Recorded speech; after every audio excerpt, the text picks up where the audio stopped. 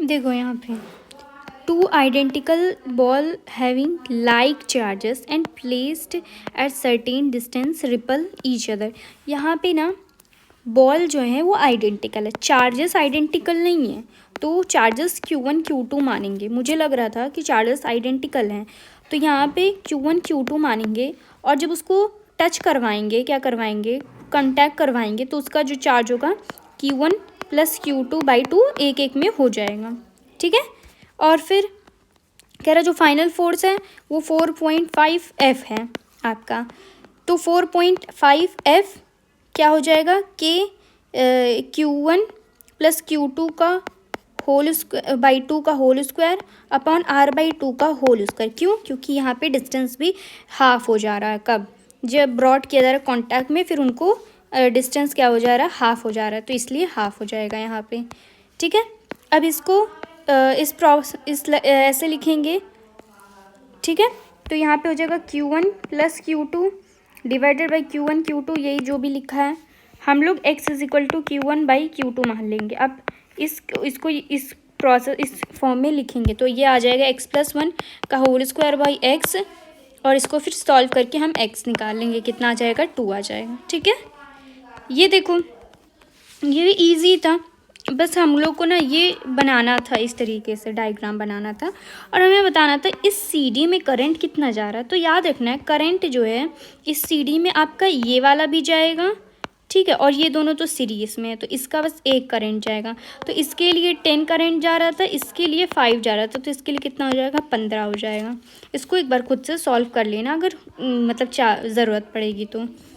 ठीक है, हमें इनकरेक्ट बताना है। देखो हिस्टोन प्रोटीन के लिए, बेसिक प्रोटीन तो होता है डेफिनेटली, लाइसिन अर्जिनिन भी होता है उसके अंदर, लेकिन नेगेटिव चार्ज नहीं बल्कि पॉजिटिव चार्ज वो कैरी करता है लाइसिन अर्जिनिन।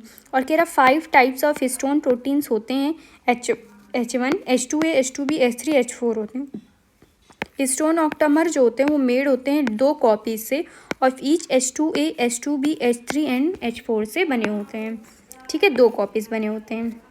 ये न्यू है तो इसको देख लेना।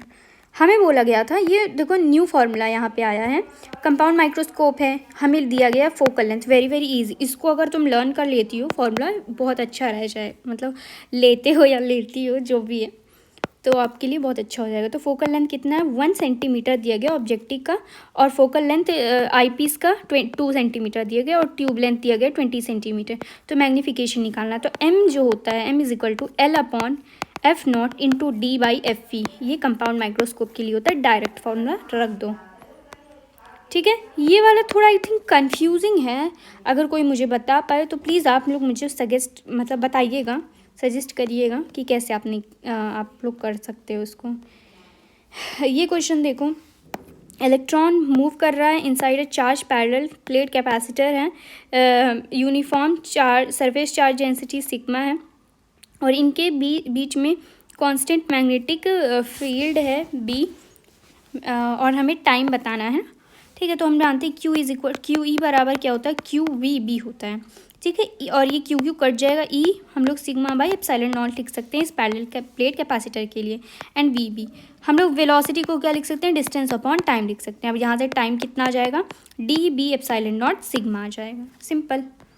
यहाँ देखो मेन ये था, मैंने ये गलती कर दी, यहाँ लिखा था height of 6R from earth surface, भाई अर्थ सरफेस लिखा है, इसका मतलब टोटल एज कितना होगा, 6R + R होगा, क्या होगा, 7R हो जाएगा। ऐसे यहाँ पे भी 2.5R + R हो जाएगा। तो ये सबका ध्यान रखना, बस इतना सा था। यहाँ देखो, यहाँ में बोला है कि यहाँ पे orbit of particle moving in circle such that perimeter of orbit equal है टू डी ब्रॉगली वेवलेंथ, जिसका मतलब 2πr = n लैम्डा, ये बता दिया गया है। अगर क्वेश्चन अच्छे से पढ़ोगे तो अच्छे से सॉल्व भी हो पाएगा। तो यहाँ पे हमें बताना है कि जो रेडियस है वो n के कितने डायरेक्टली प्रोपोर्शनल है। तो क्या करना है, 2πr = n लैम्डा होता है, and is equal to n lambda को हम लोग क्या लिख सकते हैं, h/mv लिख सकते हैं। ठीक है, अब इस mv को हम लोग क्या लिख सकते हैं, RQV भी लिख सकते हैं। तो यहाँ पे QBR लिख लिए। यहाँ से हमें दिख रहा R² directly proportional to n है, इसका मतलब R directly proportional to n⁻½ है। ठीक है, यहाँ देखो ये बात तो सही था कि NF3 का डायपोल मोमेंट कम होता है NH3 से, लेकिन NF की पोलैरिटी जो होती है वो लेस नहीं होती NH के बॉन्ड से। ये बात गलत है। NF की बॉन्ड जो है उसमें ज़्यादा पोलैरिटी होती है एज़ कम्पेयर टू NH के बॉन्ड से, ठीक है। यहाँ हमें ये बोला था कि potential energy of activated complex, मतलब इस कॉम्प्लेक्स का हमें एनर्जी बताना था, एक्टिवेटेड कॉम्प्लेक्स का। इसका मतलब ये पूरा टोटल यहाँ से यहाँ तक का पूछ रहा था, कितना हो जाएगा 150 हो जाएगा, कितना 150। और डेल्टा एच तो पता है ये कितना होता है, ये डेल्टा एच होता है आपका, ठीक है, ये डेल्टा एच होता है। ग्लूकोज जो होता है ये आपका रेड्यूसिंग शुगर होता है, ऑक्सीडाइजिंग शुगर नहीं होते, ये आपके रेड्यूसिंग शुगर होते हैं, ठीक है। ये देखो, ये हमने पूरा पैरा ही नहीं पढ़ा। आपके पॉजिटिव डिविएशन में क्या हो सकता है, boiling point has been lowered, वहाँ लोवर्ड किया जाता है। फोर्स अट्रैक्शन ए और बी का स्मॉलर होता है then between A and then B, इसलिए सारा ही सही था यहाँ पे। यहाँ हाईएस्ट पैरामैग्नेटिज्म किस में होगा, Fe(S2O) का होल 6 में +3। यहाँ पे आपका क्या नहीं होगा, यहाँ पे आपकी पेयरिंग नहीं होगी, यहाँ पे आपकी पेयरिंग होती है। यहाँ 3D3 यहाँ पे था, यहाँ 3D5 है, यहाँ आपकी पेयरिंग नहीं होगी, तो इसमें आपका ज़्यादा होगा। वैसे यहाँ ये बहुत इंपॉर्टेंट था, एसिडिटी पूछ रहा है हमें, इसका मतलब H+ वो डोनेट कर रहा है, तो H+ जब निकलेगा तो इस पर तो नेगेटिव चार्ज आएगा ना, और मुझे लगा था यहाँ पॉजिटिव चार्ज आएगा, तो यहाँ नेगेटिव चार्ज आएगा एसिडिटी में, तो ये आपका एरोमेटिक बन जाएगा। ये तो नॉन एरोमेटिक, ये तो एंटी एरोमेटिक बस। और जो लोवेस्ट डिसोसिएशन कांस्टेंट जिसका लो होता है वो सबसे ज़्यादा स्टेबल होता है, तो ये इंपॉर्टेंट है, जिसका डिसोसिएशन कांस्टेंट लो वो ज़्यादा स्टेबल होते हैं। यहाँ देखो 2 लाख वेराइटीज़ होती हैं राइस की, 20,000 नहीं 2 लाख वेराइटीज़ होती हैं। एनालॉगस आपका स्ट्रक्चर कन्वर्जेंट इवोल्यूशन, ये ना मतलब ये थोड़ा कंफ्यूजिंग था। यहाँ बोला था नॉर्मल प्रोजेनी कौन होगा, ऐसा नहीं बोला था कि करियर कौन होगा या प्रॉपरली नॉर्मल कौन होगा। तो यहाँ नॉर्मल में आपके करियर वाले भी आएंगे और एकदम नॉर्मल वाले भी आएंगे, ठीक है। यहाँ देखो, यहाँ पे गलत ये था कि ये जो है आपका अंदर नहीं जाता है, यहाँ से बाहर आता है। H2O क्या होता है आपका बाहर आता है, ठीक है। तो ये आपका रॉन्ग था कि H2O descending loop of Henle वाला रॉन्ग था, यहाँ पे अंदर नहीं बाहर जाता है ये, ठीक है। उसके बाद है आपका कौन सा ट्रू नहीं है, प्रोकैरियोटिक यूकैरियोटिक दोनों के लिए ट्रू नहीं है। तो ये तो भाई सही है ना, ये तो यूकैरियोट के लिए तो सही था ना। ये गलत था कि mRNA सिंथेसाइज कर, ये बोला था 3 प्राइम से 5 प्राइम में, तो ऐसा नहीं होता है, 5 प्राइम से 3 प्राइम में वो सिंथेसाइज करता है का। एंड दिस इज कह रहा है ये हीमोफीलिया है, तो haemophilia as we know X linked recessive होता है। क्या होता है, एक्स लिंक्ड रेसेसिव होता है। यहाँ पे कह रहा producers are called transformers in nature, ये बात सही है। और ये कह रहा they transfer solar energy into chemical energy by process called productivity. तो प्रोडक्टिविटी उसे नहीं कहता, उसे बोलते हैं फोटोसिंथेसिस। क्या कहते हैं, फोटोसिंथेसिस कहते हैं। ETS किससे रिलेटेड है, तो वो हमारा इनर मेम्ब्रेन ऑफ माइटोकॉन्ड्रिया से रिलेटेड, क्लोरोप्लास्ट से थोड़ी रिलेटेड है, माइटोकॉन्ड्रिया से रिलेटेड है आपका। प्लाज्मिड यूज़ किया जाता है वेक्टर की तरह इन रिकॉम्बिनेंट DNA टेक्नोलॉजी। क्यों, क्योंकि because they can replicate independently, वो इंडिपेंडेंटली रेप्लिकेट कर सकते हैं होस्ट सेल में। ये बात बिल्कुल सही है, प्लाज्मिड होस्ट में इंडिपेंडेंटली रेप्लिकेट कर सकते हैं। Correct, triangular structure that joins right atrium of heart in frog is called, उसे बोलते हैं साइनस वेनस।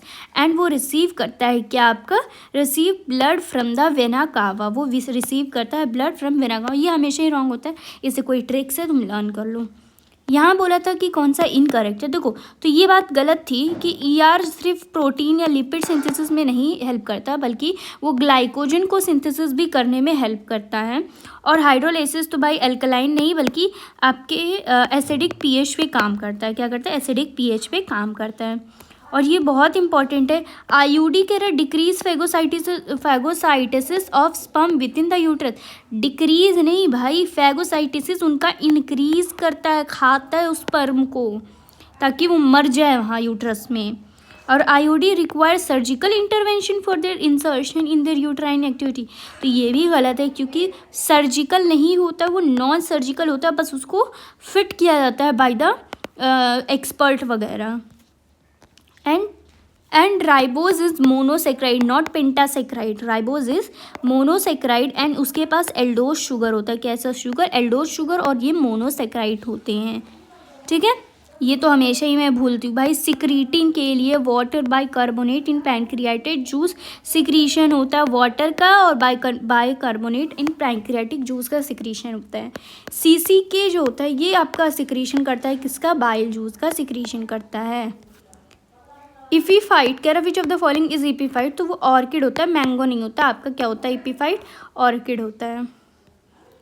और ये तो भाई सही था, लेकिन कह रहा production of humulin by Eli Lilly was done in 1983। 1983 में ह्यूम्यूलिन प्रोड्यूस्ड हुआ था। 1990 में आपका जीन थेरेपी हुआ था। किसका, 1919 में जीन थेरेपी, और ह्यूम्यूलिन आपके 1983 में हुआ था।